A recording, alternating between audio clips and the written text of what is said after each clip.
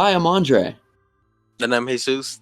and welcome back to another episode of the Let's Go to the Movies podcast, the podcast where every week we bring in a new guest and we talk about a new genre or a new movie, and you won't know what it is until you start listening.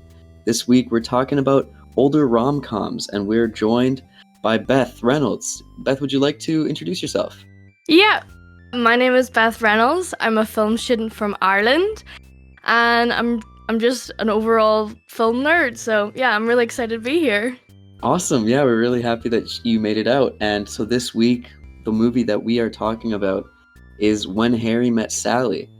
One that I've actually never seen myself, and Jesus hasn't seen it either. But yeah, exactly. And Beth, why did you pick this one in particular? I love the writing in this film. That's probably like one of the main things. But this film, I don't know, it's a movie that really resonates with me for some reason. It's just one that I watched when I was really young, and then I kind of came back to when I was older, and I kind of knew a little bit more about what was actually going on. And it's just, I don't know, every time I watch it, I just don't get sick of it. I just love it.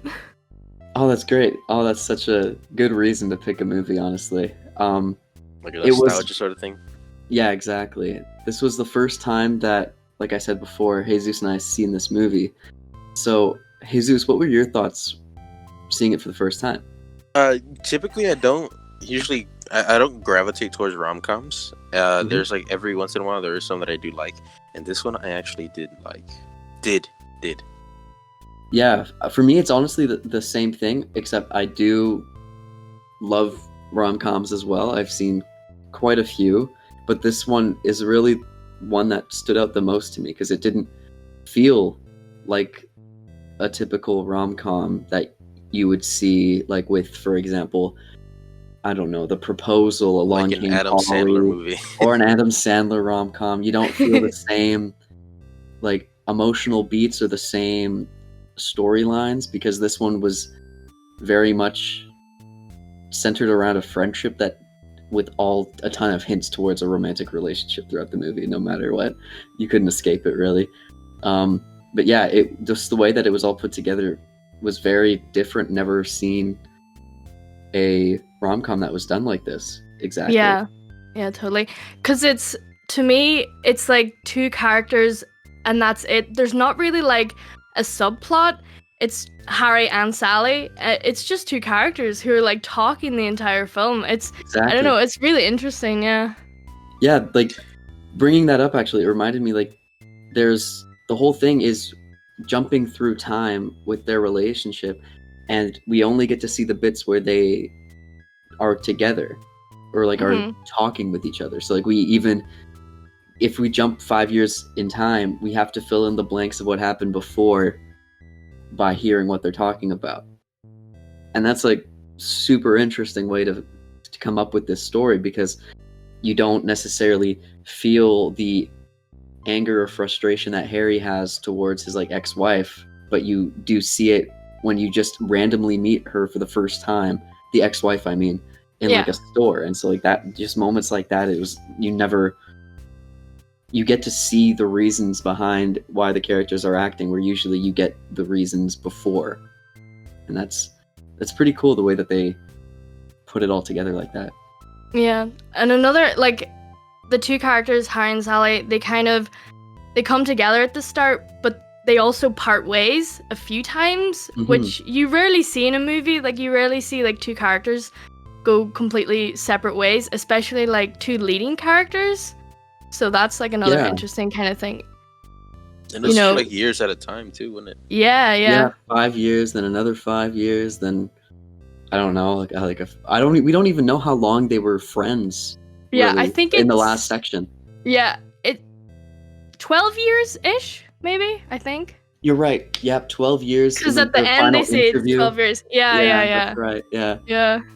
Also, the way that they did that, I want to know your thoughts on, they always were intercutting with random interviews with older couples. I love that, honestly. I love that too, yeah. But why do you think they put that in?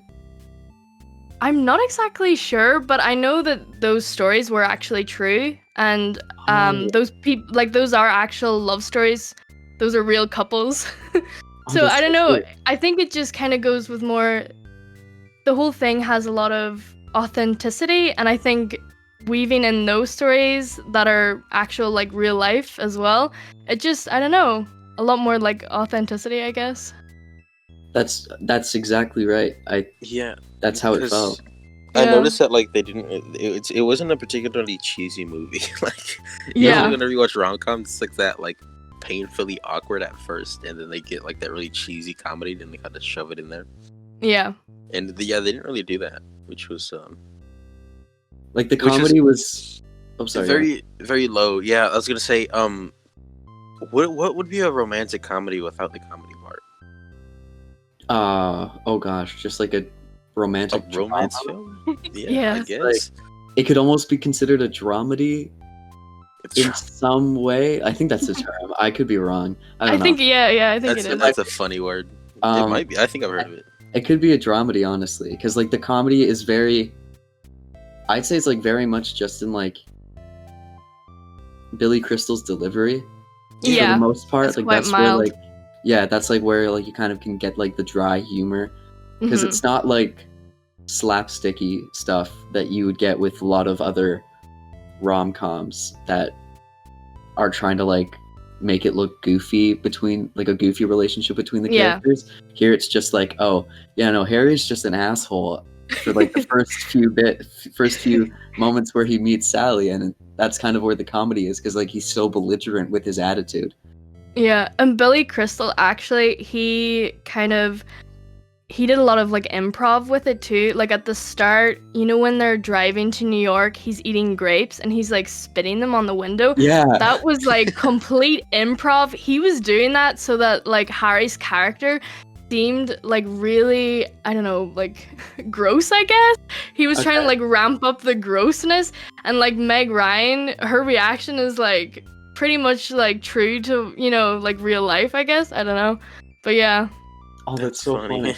Yeah. Yeah, I was watching that. I was like, what is he spitting out? 'Cause it's Yeah. grapes. That was Yeah, like raisins like or the something. seeds, yeah. Like most grapes, though, like the seeds are like so small. So like I don't know what he was like spitting Yeah. out the whole grape. And I was Like like, a Yeah. cherry pit. Like it was kind of nasty, but it really did give the right effect because it's like you just met this person and you're Mhm. just trying to be as disgusting as you can. he's just lobbing grapes at the window. You're like making a pass at her and then just kind of doubling back on it, like on what you said to try to like save the moment or whatever. It was just everything just screamed like, oh, this is not good. This is not going well.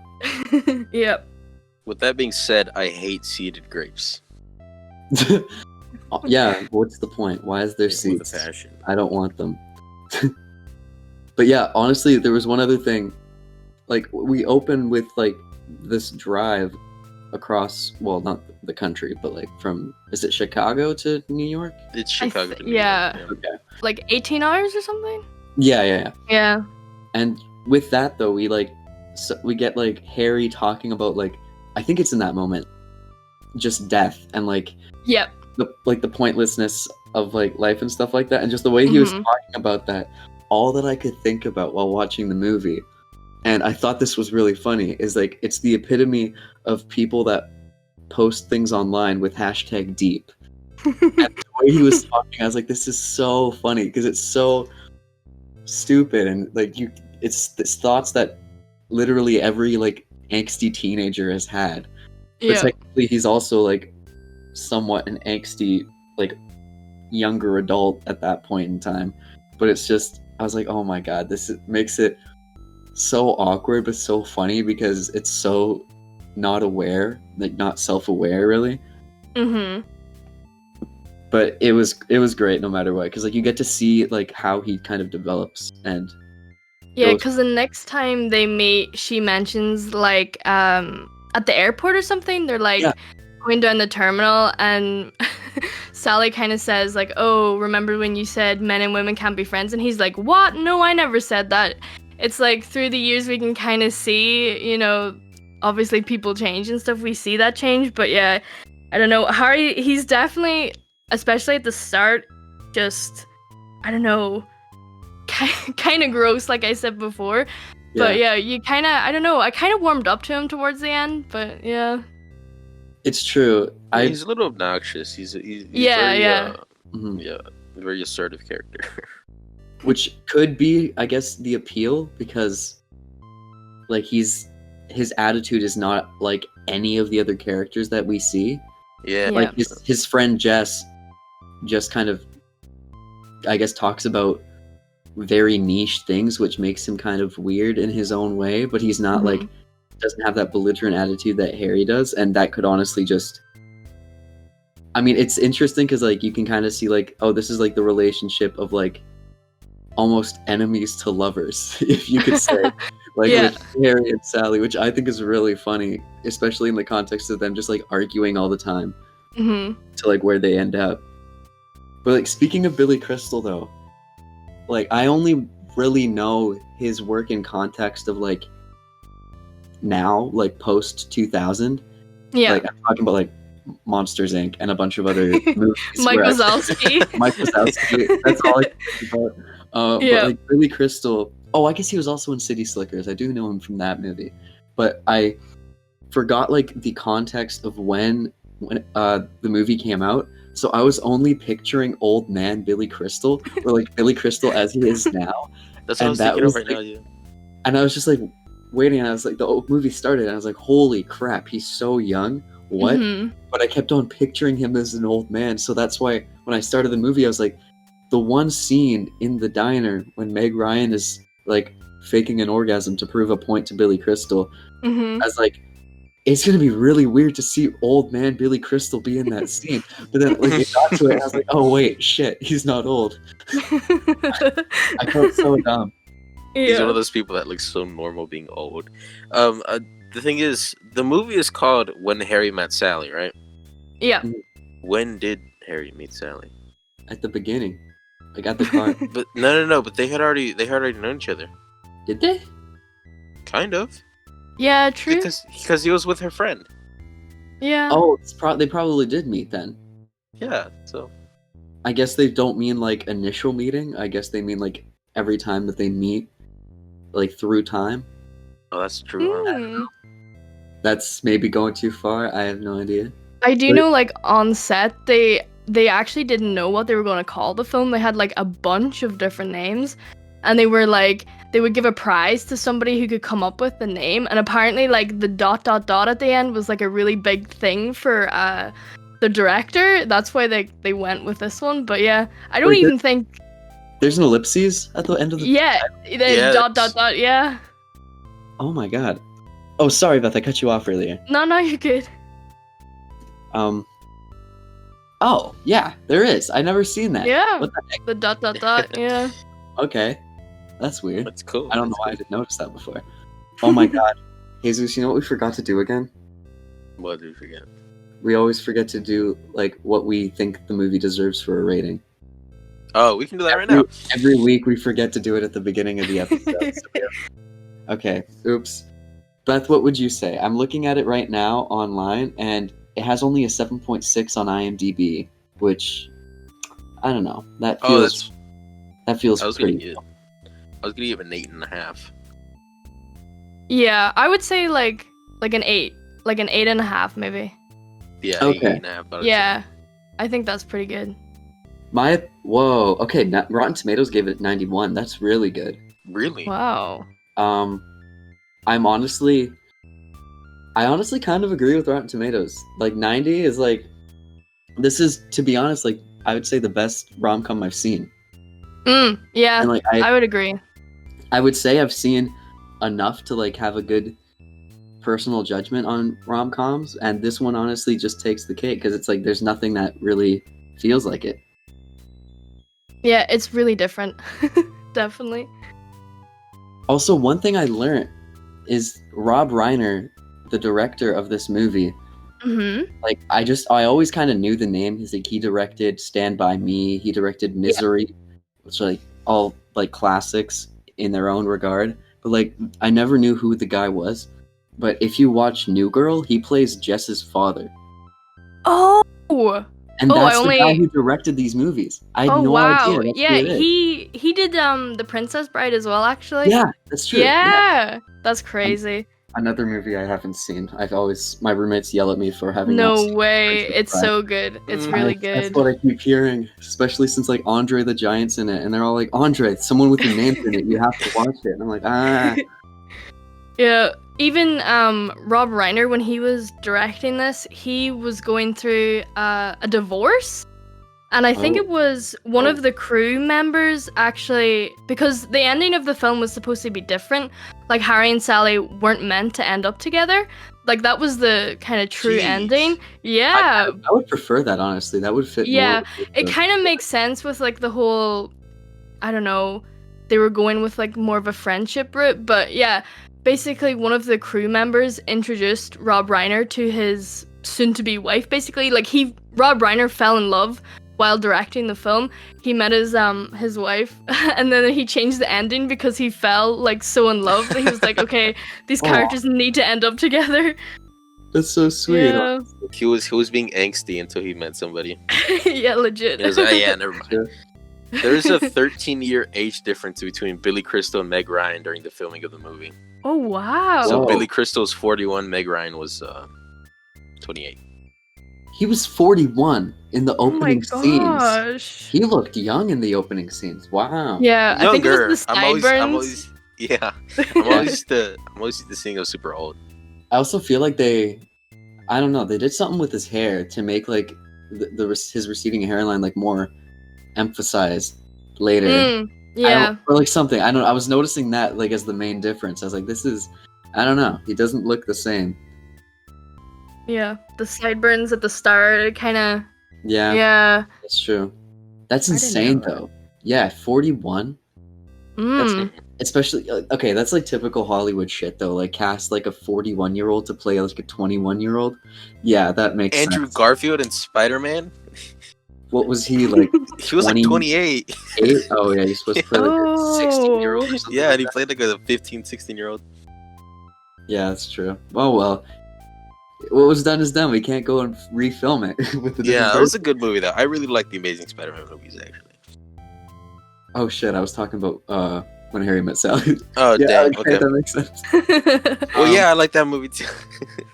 But yeah, like with When Harry Met Sally though, like, I loved how it really felt like their relationship was kind of like, I mean, people have like the trope of right person, wrong time, hmm but it's like it felt like that almost, but like also not at the same time. Like I don't know if there's like any trope that really qualifies what their characters Yeah. were together. Because I think they were kind of. The only thing keeping them apart was themselves. Like, Yeah, they were kind of too scared to kind of take a jump for it. Like, who? Oh, what's her name? Marie, played by Carrie Fisher. When they like go on the double date, immediately they kind of like click. Marie and Jess, isn't it? I think it is Jess. yes, it's Jess. Yes. Yeah. Yeah, they like immediately click and they immediately get a cab and they're literally moving in together and it's like, oh my gosh, everything's going so fast. But like Harry and Sally are kind of, I don't know. I think Truly. that's what keeps the movie going too. It's like, I don't know, yeah. It's like the will they, won't they, but done in like the best way possible. Mm-hmm. It's like too many rom-coms try it, and Because it's over a long period of time. Yeah. which like If you makes notice- it. Yeah. Sorry, go. No, I was gonna say, like with their relationship, like you said that they were moving super fast, even though Harry and Sally were here like that. Mhm. Usually rom-coms would be in the would be focused on that other couple because everything's happening like that, and then they just click all of a sudden. That's true. Yeah. Or like movies that like come to mind for me, like The Proposal with Sandra Bullock and Ryan Reynolds. Mhm. They hate each other at the beginning of that movie, and like over the span of 3 days, they get married. Yeah. Oh. That's just like insane. Sorry to spoil if you know. No, it's all good. It's all good. Or like similar thing with like the exact same scenario with the movie Runaway Bride. Sorry to spoil Runaway Bride too. It's just to kind of provide examples. Like those ones are like done over the span of like Just a go with week it. or less. Yeah. Just go with it. I think that's another one. I haven't seen that one in years, but yeah, kind of like that too.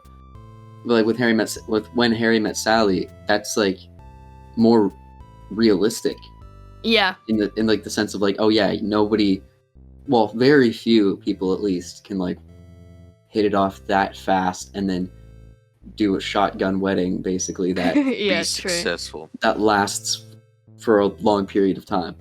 Yeah, I Quick think that's why I question. like Okay. it too. Oh no, go ahead. Let's say, quick question: is Mall Cop and Zookeeper, are those rom-coms? Talk about Paul Blart Mall Cop. Yeah, Is Paul Blart Because- a rom-com? because he meets that lady at the end, and then he meets her at first, and that's the entire reason he took down that heist at the mall. Oh my god. I would say no because in the second one they're not together. Are they? That's true. Apparently not. I don't want to They watch get the second one. divorced but from what after a I've few heard, days. They get divorced after a few days. Yeah. Yeah, I Oh, wonder and his what mom the, gets hit by a milk truck. What? what is the genre? Is it like a comedy? Like I Paul think it was Blart- like more of a comedy. I think it really does fall into like slapstick comedy. Yeah, true. Okay, what about And Zookeeper. Zookeeper, that's like also Kevin James, right? yeah. Okay, I saw that once. All I remember is that like he sings Apple Bottom Jeans with a gorilla in a van. That's the only part of that movie I remember. So I don't know if that's a rom-com, if that I think it qualifies for it. I think it is a rom-com. Yeah, I think so because the Yeah. animals are like helping him to get the girl. Oh yeah. Okay, yeah. You're right. Okay, yeah. So Zookeeper, yes. Paul Blart, no. Yeah, American romantic comedy. That is so Wow. weird to think. Yeah, Mall my Cop is just action, comedy, and crime. Crime. That Crime. is so funny. Okay. Oh my gosh. It has a 1 star. Zookeeper or Paul Blart? Zookeeper. Okay. On IMDb, it has 2.5. Mm. No, 5.2 out of 10. Okay. Okay. That's seems a little bit high for. That whatever. rounds down to 2.5 out of 5. Okay, that makes sense then. Wow. Okay. I guess trying to. Anyway, Harry Met Sally. But yeah, like with you're right, Jesus, in saying that like with traditional rom-coms, we would definitely have a focus on Marie and Jess's relationship rather than Harry and Sally's, because like Yeah. it's honestly that's kind of one of the funniest moments to me in the movie when they like Harry and Jess and then Sally and Marie are talking like separately, and they're just like, "Hey, can I get Jess's number? Can I get Marie's number? I won't call them tonight because I know that your friend's still really fragile and stuff like that." And then they Mhm. just instantly just sprint to a cab, leaving them alone. That was just so well done. It was like one of my favorite moments to see because it was just so perfect. That and like the phone call that happened. Yeah, the phone scenes. Yeah. Honestly, the way that they use split screens there, I didn't expect it, but I really liked the way that they used that there. It was nice instead of doing like a oh gosh, what's the term? Like I believe it's cross-cutting between the different like scenes where it's just like you get one shot of Sally Yeah, I talking think on the it's phone, then another so shot of Mhm. Harry on the phone. They're just like side by side in the split screen. I really like the way that they did that too. Or, Yeah. You know what I really don't like that they do in movies? Whenever they're on the phone, and then some reason you can just hear the other person on the other side so clearly. Oh, Oh, like not a It's a- real phone call. Yeah, like it's Yeah. louder and it's like really clear. yeah. I get it. The way that they kind of I think avoided that was like the only time you would hear someone's voice was like an answering machine, Yeah. Mm-hmm. and so that one was like, okay, that makes more sense. But yeah, like with the phone call when it was either side of Jess and Marie's bed having like the same conversation. I Yeah. just really enjoyed the writing for that. 'cause Yeah, that was everything cool. Really did just fit well. Because then they Mhm. like the moment they're both like, "Would you like to come over for breakfast?" At the same time, they're like, "Oh no, I don't want this to happen." I think that scene too, It's only like a minute or two long, but it like took all day to film because they had like 4 different cameras set up and like loads of different. I think it was like 3 different sets that they all had to shoot on, and like what was only going to take like I don't know how long that would take to shoot. Maybe like an hour or 2, 3 hours. Probably. I don't know. I think for a 1 minute take, I think it might take that long. Yeah. Yeah. It took all day, and they were exhausted. It was something like 67 takes. I don't know. Crazy. Yeah. Wait, so does that mean that they filmed that sequence like all 3 sections at the same time? I think maybe, yeah, because it was on different sets, 4 different cameras.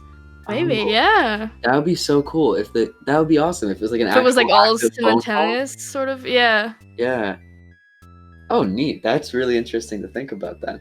Mm-hmm. Cool. Yeah. It is like one of the most intricate moments in the film, just because like everything is like happening all at the same time. Like the dialogues like fit into each other like so well. And the editing is pretty like there's not like any crazy editing. That's like the only kind of is like the phone scenes is like the only I don't know. Big editing? I don't know. Yeah, you're right. It's like the only moments where it's not just simply kind of tracking like characters going through a scenario. It's more like, okay, we have to focus on how are we going to cut in between here, or like blend the dialogue so that it fits through a phone call, stuff like that. Other moments that I can think about that might have been also interesting for the edit is kind of, I mean, there's some scenes where like they're in large groups. Like I don't remember how far it was into the movie, but it was when they were at Marie and Jess's apartment, and Harry and Sally were like in their own relationships, and like, but everybody in that whole entire room was like doing their own kind of thing. They're all having their own kind of interactions with each other, but simultaneously you get to see kind of longing looks done by Harry and Sally at separate moments. Yeah. It's just like, but it was all kind of put together. I guess it might not be just complicated in the edit. I just kind of enjoyed the way that they did that, because like they framed everything was really good. Yeah, they like placed it really focused. Yeah, they placed everything in such like a kind of a closed space with so many people inside, and it was just still kind of fit very smoothly from shot to shot. Like you didn't have any lapse in continuity that was jarring or anything like that, and that was pretty cool. At least I think so. It might be just like talking about nothing right now. I have I have no idea. But... No, I did notice that shot. It was pretty cool. Cool. All right. I love how I don't think it was every time that we jumped forward a bit, how that's when it cut to those interviews, because it was really sweet, because like you get to have like this moment between Harry and Sally, and then you get to see like this 1 minute long interview with this couple. And I always love how with each one you kind of saw like a different relationship or a different way that they interact with each other with each older couple. Yeah, I thought that was like really, really sweet to see. Like one of them was like the husband was trying to tell the story but kept forgetting stuff, so he kept having to ask his wife, and that was just like, oh, that's so cute. I almost found it jarring at first. Like I was watching this movie, like what the the director's commentary and thing. I was like, oh, okay, I see how it fits. I like that. That's very interesting. Beth, what were you gonna say? Yeah. You know the way there was like a guy there, and he was like married and divorced so many times. Was that the guy you're talking about? He kept like forgetting his like ex-wife's name. Oh my gosh, so many. Like, we were married for 3 years, then we divorced, and then I married Marianne or something like that. And then she's just like, no, you were dating Becca. And then he was like, oh right, I was dating Becca, then I married Marianne. And then he just kind of went through it. And and he was like, I met her at a funeral, and I was like, oh my god. And then I would just ditch the girl that I was with, and then we went out on a date, and then we got married the next week or something like that. And yeah. Like, that's so funny. And they were like married for like 35 years up until that point. Wow. Yeah. Kind of just like seeing stories like that, and then kind of closing it off with Harry and Sally's Mm-hmm. at the end. I guess what they could have been trying to do is make it be more situated in reality, like Harry Yeah, and Sally's make it story. more real. Yeah, which it does feel like throughout the whole movie. Yeah. It feels like that.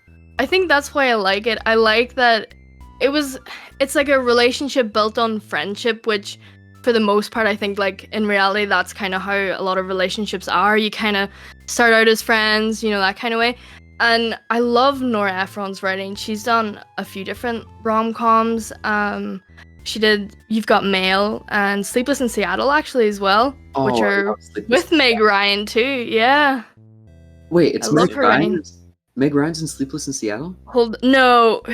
She's in You've Got Mail. That's what she's in. Okay. Wait, Yeah. Who's the? It's Tom Hanks and who in Sleepless in Seattle? I'm looking this up right now. Let me see. It is Meg Ryan. What? Is it? Oh. Okay. Yeah, she's a little bit older. 1993, that one came out. Yeah. Oh, Yeah, and Nora Ephron directed both of them, and I think she wrote them too. I'm not sure. I'll hop onto her IMDb and see. Apparently, Yeah, I love her writing. in that restaurant scene, you know when they meet in like the diner or the deli. Oh, yes. It was called Cat's Deli, and they have like a little sign in the actual restaurant that says "Where Harry Met Sally." Hope you have what she had. Enjoy.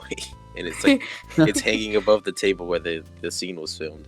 That the woman who delivers the line, Oh. like "I'll have what she's having," that was actually Rob Reiner's mother. So that was the director's mother. Yeah.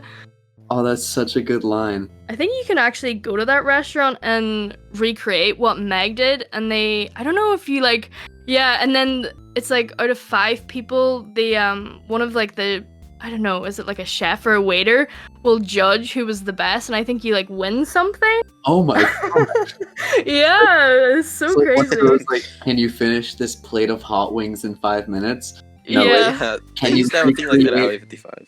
No, it's can you recreate the fake orgasm that Meg Ryan did and hit when Harry Yep. met Sally for like to comp your meal? And I think there's like a hashtag and everything that goes with it, and like people can post their videos and stuff. It's crazy. That's so funny. Okay, yeah, you're right. Nora Ephron did write all those 3 movies that we talked about. Yeah. She also wrote Bewitched, Oh. which, I mean, I saw it. Isn't my favorite one. I do love the original series, but like Yeah. it was okay. Oh, she wrote Julie and Julia. Yeah. Okay. Oh, how have I feel so stupid for not knowing her name then.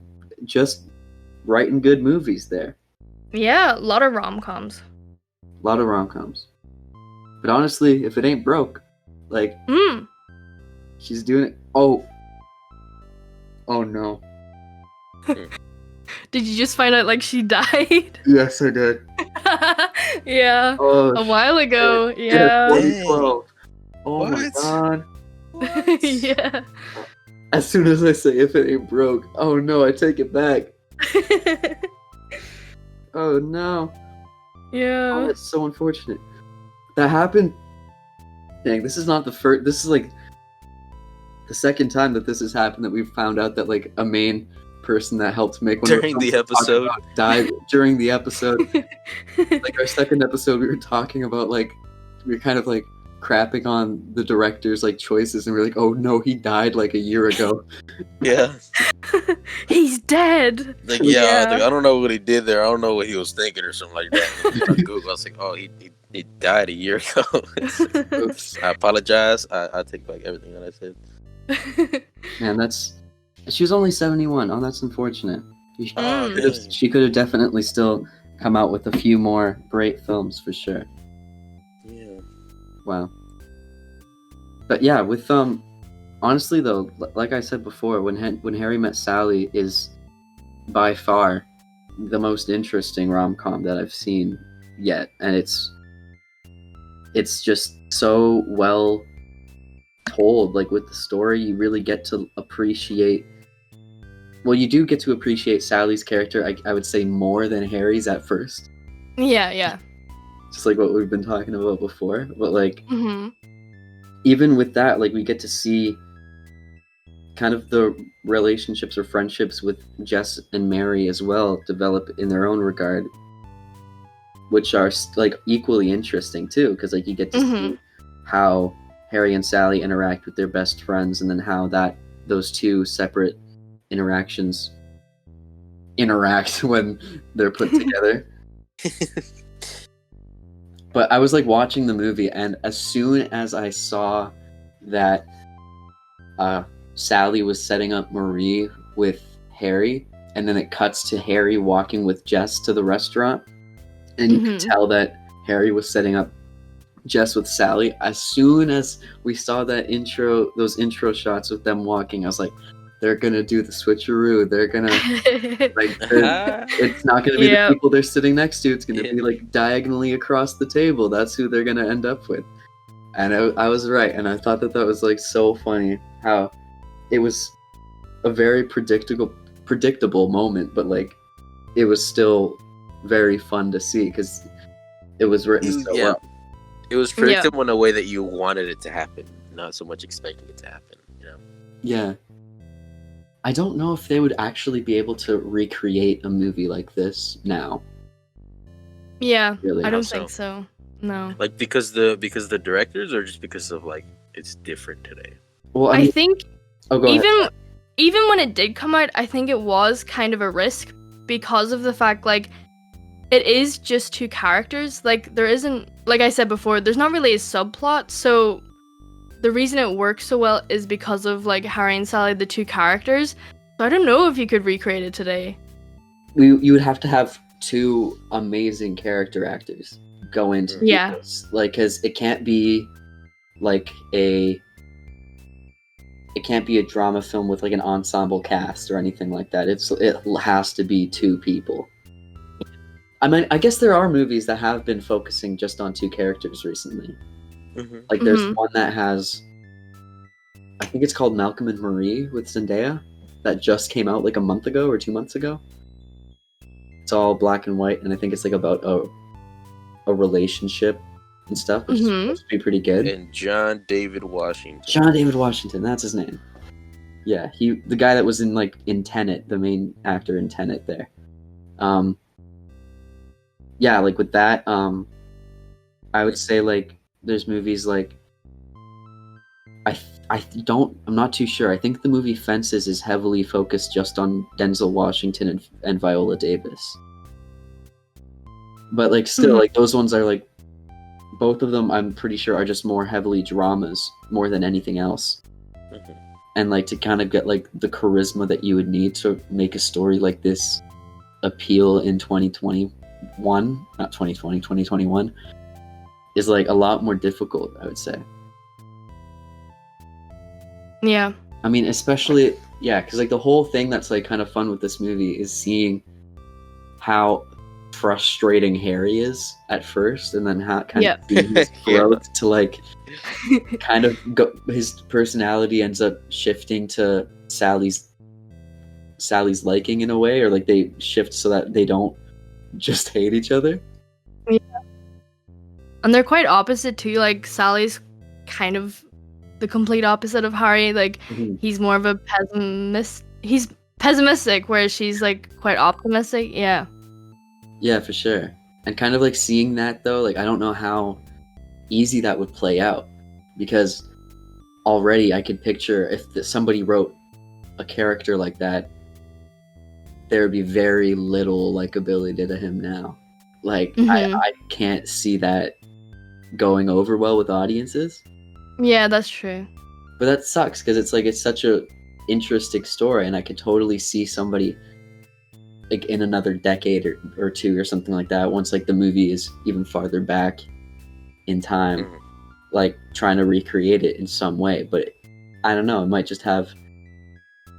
just be able to be set in that time, because it's like the time where once you kind of meet somebody and like say goodbye, that's kind of it, unless you have their contact information. It's not like now where you can just like, oh, I'm going to find them on literally any social media that exists. Yeah. One thing that I really miss that they used to do in the older movies that you can't really do anymore was phone booth dialogue. They'd sit there, they'd grab the phone, and then you have that conversation, and everything is framed in that phone booth, right?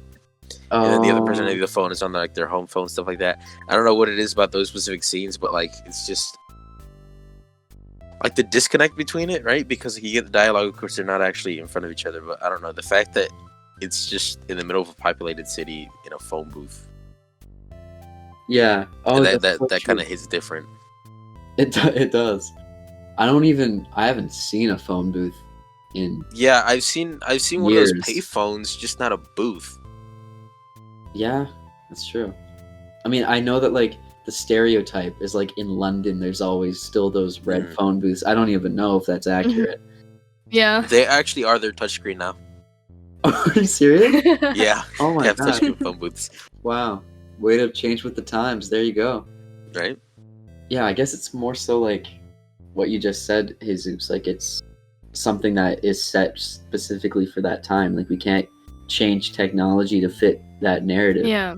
Unless somebody were to literally just recreate when Harry let's do Sally something in like like Stranger the Things. 80s. Yeah. Which would be kind of honestly, That would be kind of epic. it could be cool, but it also could just be ridiculous because they'll just be like, wait, like this is the exact same thing, just not Meg Ryan and Billy Crystal. Or better yet, just Meg Ryan and Billy Crystal as they are right now. Just recreate the movie. Yeah. Just old Billy Crystal. Old Billy Crystal, but just like use the technology that the effects that Scorsese used in The Irishman and de-age both of them. How's that? Oh Perfect. no, wait. Oh no. What happened? Carrie Fisher. Oh, we can't do that. Oh no, this is the second time. The second Not time in again. an episode that we forget that somebody in the movie died. I forget somebody in the movie died. I remember actually first watching that, I did not recognize Carrie Fisher at all. I don't know why. She just doesn't, I don't know, she doesn't really look like Carrie Fisher. Oh, who's Carrie Fisher? Princess Leia. What happened? Carrie Fisher's Princess Leia. In Harry Met Sally. Oh, she plays my bad. the Marie. Okay, yeah. I thought you were asking who Carrie Fisher was. I don't know why. No, I remember who she was. I love the Star Wars movies. I like Star Wars. I have a lightsaber. Me and my friends had a lightsaber battle at the waterfront around here. Nice. And we got some other people to join in. Hell yeah, that's great. But oh man, this is the second time. Oh shit. Okay. So never mind. Not gonna recreate When Harry Met Sally with the same cast. Unfortunately, not possible.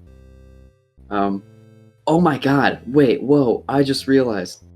Carrie Fisher is Tinkerbell in Hook. Oh. Really? Or hold on. I'm gonna double check everything. I am like 90% sure. It's Never funny. mind. No, I was wrong. Julia Roberts is Tinkerbell. I thought it was Carrie Fisher. I think Carrie Fisher actually like wrote some of Hook. I could be wrong, but I think I read that somewhere. Okay, that could be right. Or at least she in Hook and she helped, because even for When Harry Met Sally, like a lot of the actors had some sort of, I don't know, like Billy Crystal did a lot of improv, and I think Carrie Fisher helped with the dialogue as well, like kind of did some rewriting and stuff. Yeah. I'm gonna check the crew right now. I just saw, like, I was looking at her IMDb and I saw Hook come up, and for some reason I instantly placed her as Tinkerbell. Just 'cause I was like picturing like, oh, short haircut. Tinkerbell has the short haircut. It's got to be Carrie Fisher. I was wrong. Very off. It's Julia Roberts. Hold on. Her name is not coming up anymore. The movie's called Hook, and then there's another one called Pan. Okay, now her name's not even coming up, so I don't know what's going on.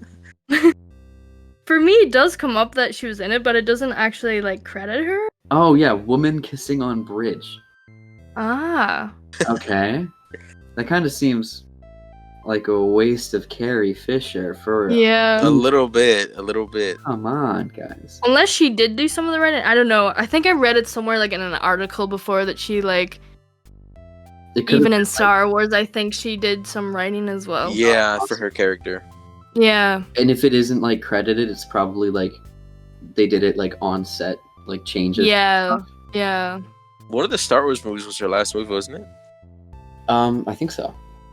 Mm-hmm. Was it? Oh wait, actually, didn't The they Last Jedi. Didn't they like also have to film half of it, like and CGI her face onto it or something like that? Yeah, same thing happened with Paul Yeah. Walker. I think they used Yeah. like older scenes that they already shot, I think it was. That makes sense. That's what. Yeah. Damn, that's like the most difficult thing to do when like somebody passes away in the middle of a production. Yeah. What they did with Heath Ledger actually when he passed away, he was in the middle of filming. I haven't seen this movie, but I want to really badly. It's called The Imaginarium of Dr. Parnassus. Oh. That sounds sick. And it was like his last role that he was credited in. And he only had filmed like a quarter of like the full thing. But he was like Dr. Parnassus. He was like the title character. So what they did to fix it is that they rewrote the story so that his character is kind of like, I might be kind of mistaken in the specifics, I haven't seen it, but like he's some kind of immortal being that like goes through different metamorphoses, so he gets like different looks, Bodies? like different bodies. And so like they brought in like Colin Farrell to play Parnassus for like one section, and a few other actors to like Johnny Depp as well. Johnny Depp and other Jude Law.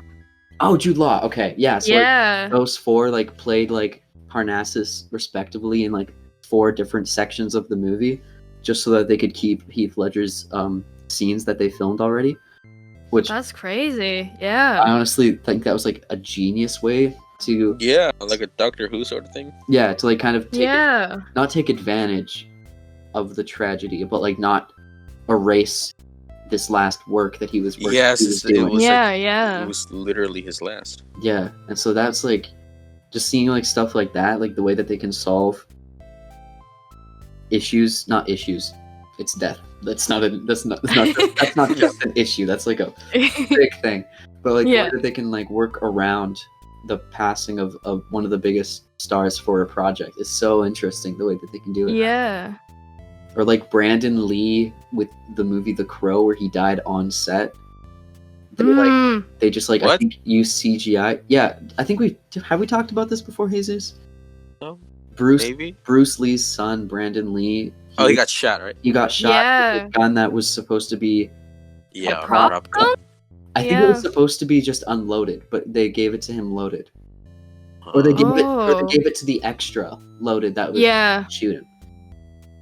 And then I think he passed away in a hospital later. But the way that they used it, I think, because a lot of his character is like filmed in shadows, so I think they were able to use CGI for like closer moments, but then kind of used doubles to film the rest. I could be wrong on the specifics there, but it was also the movie was like decades ago. Lees? Pardon? Are there any more living Lees? I was supposed to say Christopher Lee, but that's not the same family, and he passed away, so that's not right. I'm not sure. I don't think so. Unfortunately. I'm also not sure. I don't know.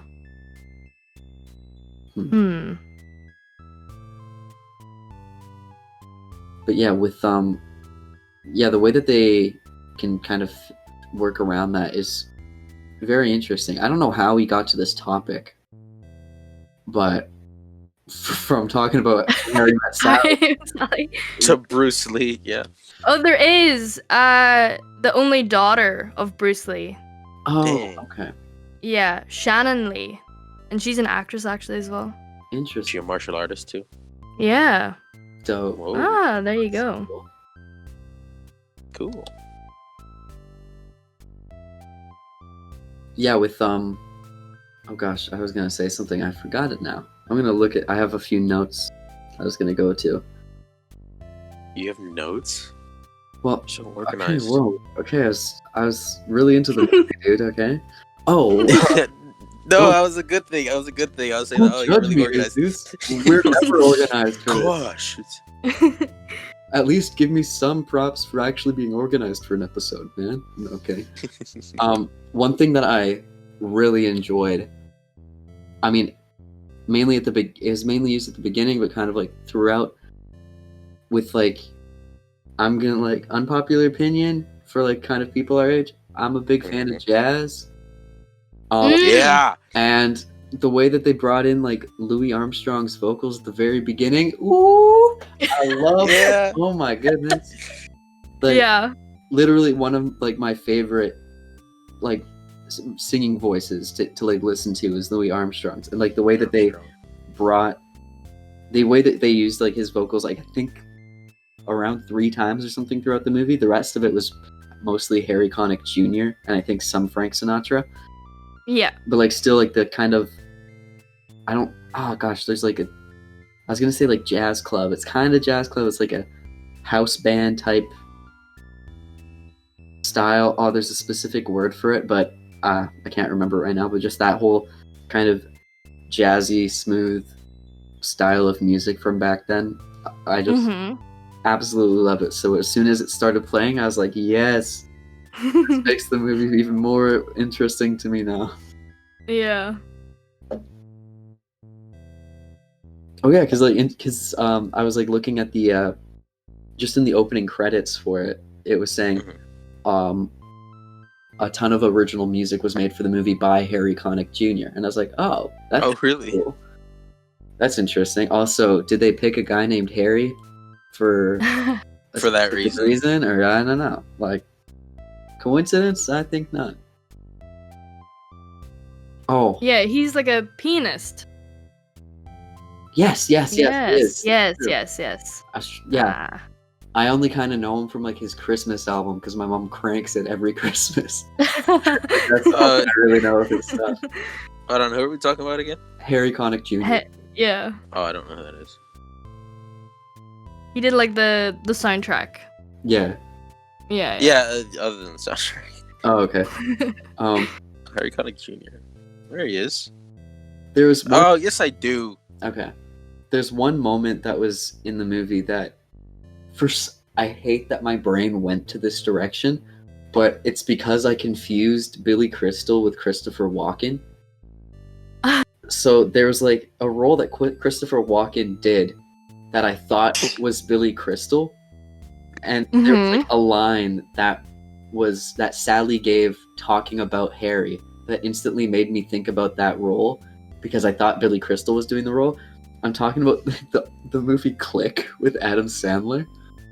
Oh. And Christopher Walken is in it, and I thought that his character was played by Billy Crystal for some reason while I was watching this movie. And Sally calls Harry in the movie an angel of death.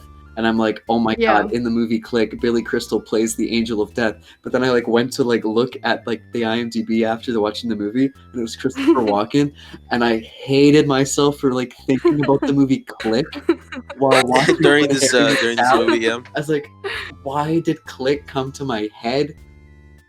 I don't think I've seen that in years. I'm very embarrassed. Good. To say, when I was like so young, I legitimately got sad when Adam Sandler's character was dying. I like cried. I was like 7 or something like that, and I hate myself for having cried at the movie Click. But that is something that's on my conscience for the rest of my life. Wow. And I will never be forgiving myself for that moment. And now the rest of the internet knows. You're welcome. And now the rest of the internet knows. So there you go. Now you guys can haze me for it for the rest of my life.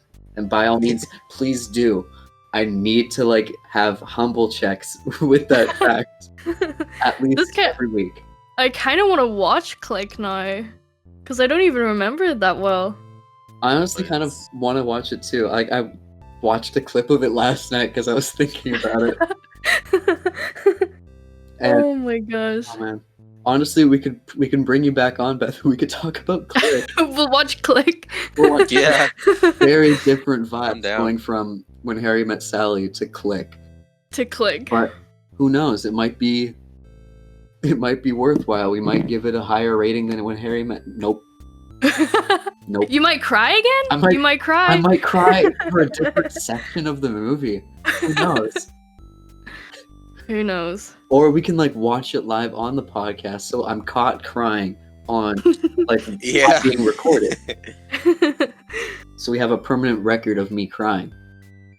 That sounds like a good idea. I am down.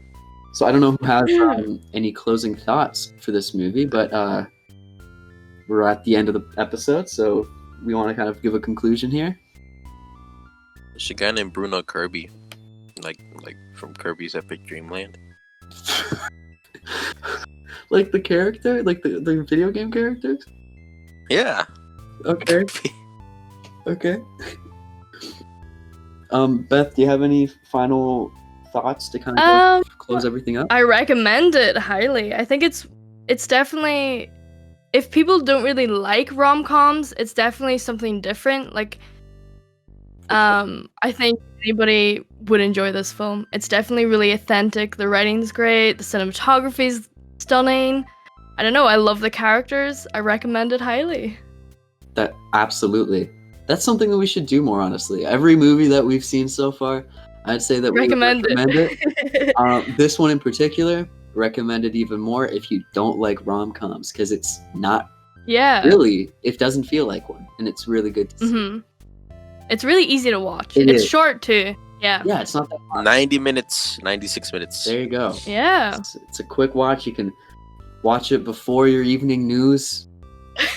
I don't know why you would be watching it. But that's your morning news. Yeah, watch it before your morning news. So get up at 5 a.m. 5 a.m. and watch it so you can get to the 7 o'clock news on time. Perfect. All right, so that's the end of this week's episode. I just gave a thumbs up. Perfect. We'll see you guys next week. We'll be talking about We Don't Know Yet. Anyways, bye everybody. That's the name of the movie. Yeah, exactly. Bye. Bye. Jesus, you can hang up.